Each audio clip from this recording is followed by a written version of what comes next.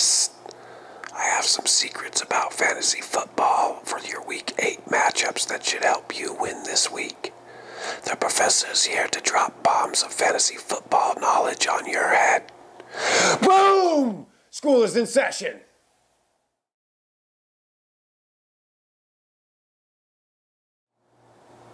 Welcome back, folks.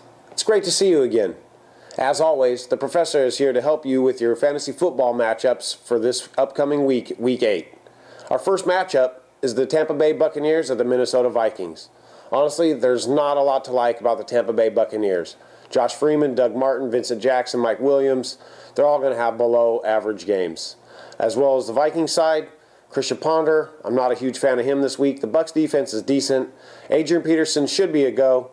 Percy Harvin as well. And I actually do like Kyle Rudolph again. I think the Bucs will give up some points to the tight end position. I look for Rudolph to get back on track. He's got 5 touchdowns this season. Up next, we have the Miami Dolphins at the New York Jets. As far as the Miami Dolphins are concerned, really the only person I like on that is Reggie Bush. I don't think the Jets' run defense is that tough, and I think he'll definitely put up a few yards, and he should get back on track in the end zone. As far as Brian Hartline and Devon Best, you know, they have 29, 27 catches respectively. They'll catch the ball a few times. They'll get some points, but I think they'll be slightly below average. The Jets on the other side of the ball, really, what do you get with them? Sanchez, you can't start that guy. Green, no way. Although he has been getting back on track, the Dolphins do have a tough run defense. If you're in a bind, you can start Sean Green. He should get you at least some points. He does catch the ball out of the backfield. The wide receiver position for the Jets is really all messed up right now. There's not really anybody to like on that squad. So the only position I would like would be Dustin Keller at the tight end position. Sanchez always gets him the ball. And next on our agenda, we have the San Diego Chargers at the Cleveland Browns. On the San Diego Chargers side of the ball, I pretty much like all of them. Rivers, Matthews, even Malcolm Floyd and Robert Meacham, and of course Antonio Gates. Really, I think the Browns defense is pretty weak. I think San Diego is going to be able to run and throw pretty much all over them. So I look for them to score above average points, pretty much all of those guys. The Browns, on the other hand, I actually like Brandon Weeden in this game. They're going to be down. They're going to have to throw. Last week he scored 23 points against a fairly tough defense. The Chargers defense is pretty tough, but he's getting better. He's a rookie, but he's looked pretty good. Trent Richardson may be out. If you have him, keep checking the injury reports. He's going to be a big loss if they don't have him. But if you don't have him starting, then look for Montario Hardesty. And other than that, I'm not too fond of Little. Maybe Josh Gordon, actually. He's been scoring a lot of points lately. He's a big, explosive receiver. He can get you a few breakout plays. And other than that, there's not too much to like. Our next matchup is the Indianapolis Colts at the Tennessee Titans. Both of these teams have been waiting for a game like this. Neither of their defenses are all that good, so I think there's going to be a lot of offensive points scored, which is good for fantasy football owners if you own people on these teams. I like Andrew Luck in this game. I actually think they'll be behind most of the game trying to throw. Reggie Wayne, of course. I even like Donnie Avery and their tight end Fleener. On the Titans side of the ball, Chris Johnson, actually the last 2 weeks, finally got 11 points, 31 points last week, monster game. So he's actually starting to come into his own. Can he go for 3 in a row against the Colts defense? I like him to go 3 above average outings in a row. Hasselback, I also like. He's been getting in a rhythm. Nate Washington, I'm liking him. He's come up with some big plays and good touchdowns these last few weeks. And their tight end, Jaron Cook, has been a solid play. Next matchup we have the New England Patriots at the St. Louis Rams. You know, I like most of your general Patriots that you usually like, the Tom Brady's, Wes Welkers. I like Stephen Ridley. I think he'll have a slightly above average game. He's been down a little bit. The Rams' run defense is tough, but they will spread the ball around enough to where I think he does get it going this week. Gronkowski also has 5 TDs this season already. I think he'll continue to do well. On the Rams side of the ball, not a huge fan of really anybody. The receiving game is tough. You know, the Givens and Gibson, both that have come in, have done well, but they're too streaky. They're too inconsistent to really want to play them in your league. The only bright spot would probably be Steven Jackson. Last week he looked pretty good, and I think he'll actually have an above-average day against the Patriots. As we continue, we have the Jacksonville Jaguars at the Green Bay Packers. The Jacksonville Jaguars defense is pretty soft, and so it just leads you to wonder, Uh-oh, is Aaron Rodgers going to throw another 6 touchdowns this week? Okay, I don't think he's going to do that. But I do like his chances this week. I also like Jordy Nelson and James Jones. Surprisingly, I also like Alex Green. The Jaguars' defense is pretty soft. They're either going to get a lead and have to run it late, so he's going to get a lot of carries, or they're going to establish his running game early so they can get the play-action pass going. Not a huge fan of Jermichael Finley. Not until he shows me something big. The Jaguars' side of the ball, MJD is hurt, so if you own him, I would try to get Rashad Jennings out of free agency. He may be available in your league. He may be one of the only bright spots, as their receiving core is pretty weak and Gabbert's been pretty banged up. And now we have the Atlanta Falcons at the Philadelphia Eagles. A lot of people ask the professor, they say, "The professor, do you like starting Julio Jones, Roddy White, and Matt Ryan on your fantasy football teams this year?" I say to them, yes, yes, and yes. If you have those guys on your team, pretty much no matter who they play, you've got to be starting them, especially this week against the Eagles. I'm not a huge fan of Michael Turner, but I think he may be better than a lot of options you have on your bench. So if you do have him, you may look to start him. And of course, Tony Gonzalez at the tight end position. On the Philadelphia Eagles side of the ball, Vic, a turnover machine. You know, he'll have a couple more turnovers this week. I could pretty much guarantee it. And he'll still get you points, though. He still will be a top 15, maybe even a top 10 quarterback if you get that lucky extra touchdown. On the other side of the ball, Brent Selleck, he's the only tight end that gets the ball that much. I like him on the Philadelphia Eagles. Our next matchup we have is the Carolina Panthers at the Chicago Bears. If you watched the Bears game last week, their defense really looked amazing. So I think Cam Newton's chances are going to be tough this week to pull out some big points. On the other hand of the ball, Jay Cutler, I do like him to have a pretty decent game, as well as Brandon Marshall against a softer Panthers defense. I think even Matt Forte will start to get it going now that he's getting back and getting healthy. And their tight end, Kellen Davis, they've been trying to get him the ball. You know, if you have a bye week with your tight end, you may look at getting him. He may be available in your free agency market. On the Panthers side of the ball at running back, I don't really like anybody with their 2 and now 3-headed monster with Tolbert. You know, not a huge fan of their receivers, you know, Smith, LaFell, and even their tight end. And going against that Bears defense, I don't favor anybody on the Carolina Panthers. Next matchup we have is the Seattle Seahawks at the Detroit Lions. You know, on the Seattle side of the ball, not a huge fan of their quarterback, Russell Wilson. Marshawn Lynch, of course, I like him. Especially, you know, the Lions have been tough, but they haven't been that tough against the run. I think Lynch will actually have an above-average game. Not a huge fan of their receivers and Sidney Rice, Golden Tate. Really not a huge fan of their tight end either.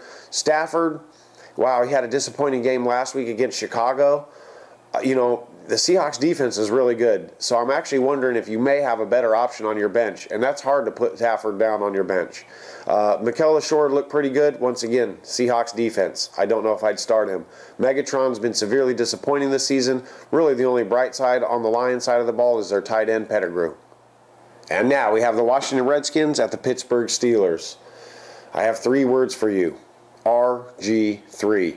The guy has been oppressive this season. He's got almost 160 fantasy points on the year through 7 weeks, and he's only had 1 game below 20 points, and that was against a very tough Atlanta defense. So do you play this guy? Absolutely. He is going to find you a way to score points, and he will score you lots of them if you have him on your team, even against a tough Pittsburgh defense. Their defense is a little bit banged up. Speaking of which, Alfred Morris is going to run for him, and he's going to do well too, because the Pittsburgh's defense is not what it was just even a few weeks ago. So I actually like him in this game as well. Santana Moss is slowly emerging as RG3's favorite target, so you may look to sneak him a start this week if you got some players on a bye week. And on the Pittsburgh side of the ball, I actually think Pittsburgh's going to be down, forcing Ben Roethlisberger to throw a little bit, which may give him an above-average points day, as well as Antonio Brown and Mike Wallace. Up next, we have the Oakland Raiders at the Kansas City Chiefs. Both of these teams have been a little bit disappointing this year so far. So who do you pick in a matchup like this? You know, honestly, there's going to be some points scored. These 2 teams are probably about equal, so it's going to be a pretty decent battle. I actually like Carson Palmer a little bit this week. I like McFadden. Denarius Moore and even Hayward Bay, if you are struggling in a bye week and you need some deep options, you may even look to give one of them some starts. They may get you some surprising points this week against a soft Chiefs defense. On the Chiefs side of the ball, they've got Brady Quinn starting this week. I really don't like too many of their options except for maybe Jamal Charles, and only because they're going to have to rely heavily on him in the run game to keep the ball. And now we have the New York Giants at the Dallas Cowboys. A great divisional matchup, always a good one. Eli Manning, I kind of like in this game. I actually think they're going to be able to pass on the Cowboys' defense, which means Victor Cruz will definitely get involved, and definitely Hickson as well.